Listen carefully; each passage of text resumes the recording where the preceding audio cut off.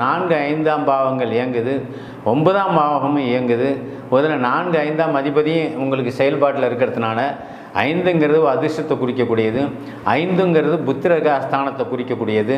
திருமணம் ஆகாதவர்கள் திருமணம் ஆகக்கூடிய அமைப்பு, வேலை கிடைக்காதவர்கள் வேலை கிடைக்கக்கூடிய அமைப்பு, புத்திர பாக்கியம் இல்லைங்க ரொம்ப கிடைக்கலைங்க. 5ஆம் பாவகம் உங்களுக்கு அருமையாக இருக்குல்ல, 5ஆம் பாவகாதிபதி குருவின் பார்வையில் இருக்கிறார்.